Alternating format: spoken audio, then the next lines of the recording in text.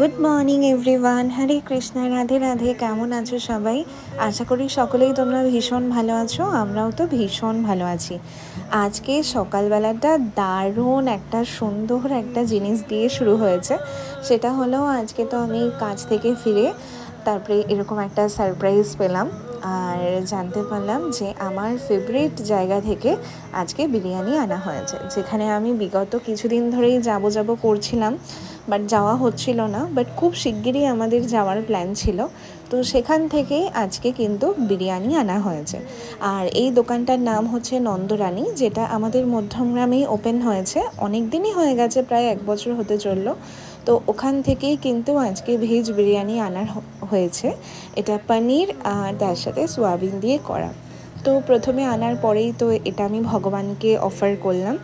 আর এই সারপ্রাইজটা দিয়েছে আমাকে আমার বেস্ট ফ্রেন্ড, কারণ ও জানে আমি অনেক দিন ধরে এখানে যাব করছিলাম আর বিরিয়ানি আমি ভীষণ খেতে ভালোবাসি। তো আজকে তাই ও আমাকে সারপ্রাইজ দিল। তো আগে তো ভগবানকে আমি অফার করলাম, তারপর আমি নিজে পেলাম। ভীষণই ভালো খেতে, তোমরা একবার হলেও টেস্ট করো। আর সোদপুরেও কিন্তু একটা ব্রাঞ্চ নতুন খুলেছে, আর তার সাথে আমাদের মধ্যমগ্রামেও কিন্তু একটা ব্রাঞ্চ আছে। খুব ভালো টেস্ট, এত লাইট ওয়েটেড আর মানে খুবই ভালো খেতে। তো আরও অনেক কিছু পাওয়া যায়। আমি যখন যাব তোমাদের সাথে অবশ্যই মেনু কার্ডটা শেয়ার করব। আমি খুব রিসেন্টলি যাব এখানে, তো যখন যাব তোমাদের সাথে সবটা শেয়ার করব।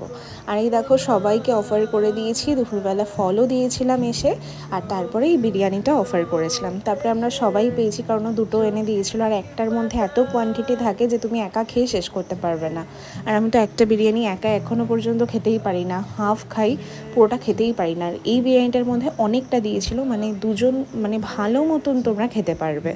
তো তোমরা অবশ্যই ভিজিট করো এখানে, আশা করি তোমাদের খাবার খুবই ভালো লাগবে। আজকে সন্ধেবেলায় বেরিয়ে পড়েছি তারপরে কেনাকাটার জন্য, কারণ রাত পোয়ালেই হচ্ছে রথ, আর তার জন্য তো কেনাকাটা করতেই হবে। আর এই দেখো, আমাদের মধ্যমগ্রাম কালীবাড়িতে কিন্তু সমস্ত প্রস্তুতি চলছে। কি ভীষণ ভালো লাগছে না? আর কালকে তো এখান থেকে চলাই যাবে না। আর দেখলাম অনেক মাটির গোপাল বসেছে, তো আমি যখন আসবো তোমাদের সাথে অবশ্যই শেয়ার করব। আর মেলা তো আমার ভীষণ ভালো লাগে, তো বসে গেছে দেখে আমার ভীষণই আনন্দ হচ্ছিল। মানে দোকানপাট আর কি বসে গেছিলো, আর প্রস্তুতি তো একদম তুঙ্গে।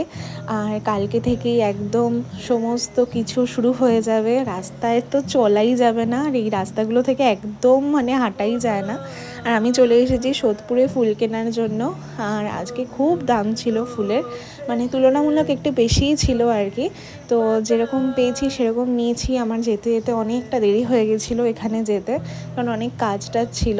আর এই দেখো কি দারুণ সাজিয়েছে না? সোদপুরেও ভীষণ বড় করে কিন্তু রথের উৎসব হয়, ভীষণ ভালো লাগে।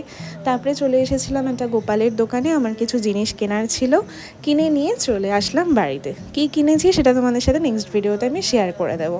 আজকের ভিডিওটা এইটুখানি। সবাই খুব ভালো থেকো। রাধে রাধে।